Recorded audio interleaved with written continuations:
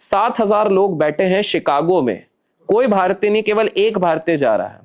सीधे बोला गया तुम्हारे पास बोलने के लिए 2 मिनट का है, एक बहुत बड़ा कॉन्फ्रेंस हो, 2 मिनट का समय। बाकी बड़े बड़े विदेशियों को, फिरंगियों को, वेस्टर्न लोगों को 30 मिनट 1 घंटा दिया गया। बोले तुमको 2 मिनट है, वैसे भी कोई नहीं सुनने वाला। ब्रिटिश पार्लियामेंट में वो व्यक्ति जाते हैं, वहां पर जाके केवल एक लाइन जब स्टार्टिंग में कहते हैं, to my brothers and sisters of America, और सब खड़े होके तालियां, क्योंकि आज से पहले वेस्टर्न वालों को किसी ने ब्रदर एंड सिस्टर नहीं बोला। आप सोचिए। और मजे की बात है, टाइम कीपर टाइम देखना भूल गया। 2.5 घंटे बाद याद है, अरे इनको रोकना था। 2.5 घंटे में वो रुके, मतलब लोगों को पता भी नहीं चला। तो कितने प्रभावित। तो विवेकानंद जी को तैयार, इसलिए रामकृष्ण जी का क्या था, उन्होंने एक चीज कही कि देखो हमारे जो ये वैल्यूज हैं, कल्चर है, ये भारत में तो चलो है, लेकिन आज सबसे ज्यादा जरूरी है वेस्टर्न वालों को समझाने की। तो इस चक्कर में इन्होंने विवेकानंद जी को बोला कि भाई तुमको अंग्रेजी भी आती है, पर्सनैलिटी भी अच्छी है और ये भी है। लेकिन एक किस्सा मैं आपको बताता हूँ, इधर की बात हुई कि विवेकानंद जी को कैसे इन पे विश्वास हुआ, क्योंकि विवेकानंद जी प्रैक्टिकल इंसान थे। कॉन्सेंट्रेशन के उनके किस्से आपको बताऊंगा, आप हैरान हो जाएंगे। पर उससे पहले मैं आपको बताता हूँ, विवेकानंद जी ने सीधे इनको बोला कि यार मैं कैसे मानूं प्रभु हैं, मैं कैसे मानूं गुरु हैं, मैं कैसे मानूं। टेस्ट करने चले गए, बोले देखते हैं ऐसा करके। तो इतने में रामकृष्ण जी ने बस इनको लेग रखा, टच करा, और विवेकानंद जी का पूरा चित्त हिल गया, कॉन्शियसनेस हिल गया। और वो बोले क्या कर रहे हो तुम मेरे साथ, मेरे को हर जगह, मैं सबके साथ एक हो गया हूं, ये क्या हो रहा है, और उतने में तुम मेरे को कुछ कर रहे हो। फिर वो हटाए, बोले ये तुमने जो देखा संसार, ये सब प्रभु की ही लीला है। विवेकानंद जी को तब विश्वास हुआ कि अगर किसी के एक स्पर्श मात्र से मुझे हर जगह प्रभु दिखने लग जाएं, हर जगह गुरु दिखने लग जाएं, तो ये इनमें कुछ तो बात है। तभी उनने उनसे शिक्षा लेनी शुरू करी। अब आप देखिए वो शिक्षा का फायदा, आप देखिए कितने जगहों पे फायदा हुआ। विवेकानंद जी की सबसे बड़ी चीज थी उनका कंसंट्रेशन। वो कहते थे essence of education is concentration. उदाहरण के तौर पर एक लाइब्रेरी पे बैठे हैं, लाइब्रेरियन बोलता है सर मेरे को ये बंद करना पड़ेगा। बोले एक काम करो, आज रात में इधर ही रुकूंगा। लाइब्रेरी में 25,000 से ज्यादा पुस्तकें हैं।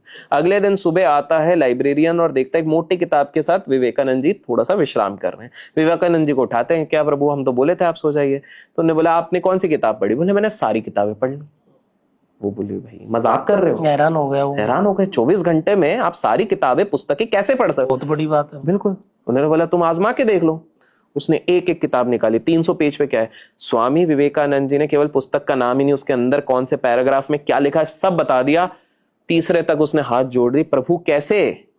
तो बोले यही है, एक मन होके कंसंट्रेशन के साथ जब आप अपनी कहीं पर सारा फोकस लगा देते हो। वो जो एक कहावत होती है ना, एक अगर आप एक सनरेज के सामने फिजिक्स में सिखाते हैं, अगर आप एक ग्लास पकड़ते हैं और एक फोकल पॉइंट बन जाता है मैग्नीफाइंग ग्लास में, तो वो किसी पेपर को भी अग्नि में बदल देता है, जला देता है। फोकस का ही है।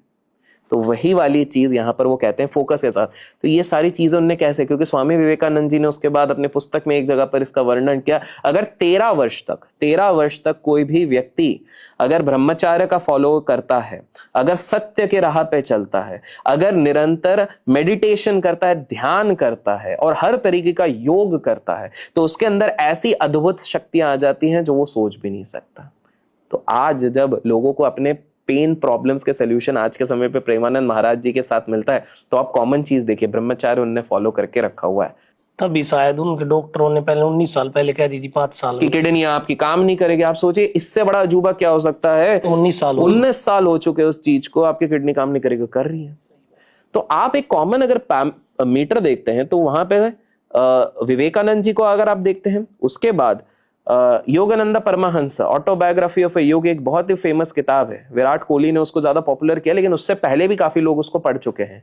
आप खुद देखिए, अगर उधर भी आप सीक्वेंस देखते हैं कि सबसे पहले बाबा जी, उसमें एक वर्णन है 10,000 वर्ष पुरानी एक आत्मा उसी शरीर में है जो 24 और 25 वर्ष से ज्यादा की नहीं लगती, लंबी जटाएं हैं, उनकी फोटो भी इंटरनेट पर अवेलेबल है।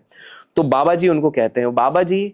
और अच्छा कुछ लोग कहेंगे कि कोई मेन स्ट्रीम वाला फॉलो करता है, तो मैं आपको बता दूं रजनीकांत खुद बाबा जी को फॉलो करते हैं। तो इतने बड़े स्टार अगर बात कर रहे हैं, तो आप खुद उधर भी सीक्वेंस देखेंगे कि बाबा जी ने युक्तेश्वर जी को और इनको वो दिया, और युक्तेश्वर जी ने फिर योगानंद परमहंस इनको कहीं ना कहीं लहरी महर्षि को उन्होंने नॉलेज दिया, और इस तरह से लहरी महर्षि, युक्तेश्वर जी और योगानंद परमहंस, इस तरह से ये पास ऑन हुआ। तो आप अगर एक नोटिस कर रहे हैं पैटर्न क्या हो रहा है, पहले जब विवेकानंद जी को तैयार किया गया था तब इंडिया अच्छे से तैयार था, लेकिन वेस्ट खराब हो रहा था तो उनको उधर भेजा गया। योगानंद परमहंस को भी अमेरिका भेजा गया क्योंकि तब अमेरिका खराब था। लेकिन अब लीला ऐसी हो गई कि भारत में ही इतनी सारी गड़बड़े चल रही है, हाँ, भारतीय इंग्लिश कल्चर की तरफ भाग रहा है।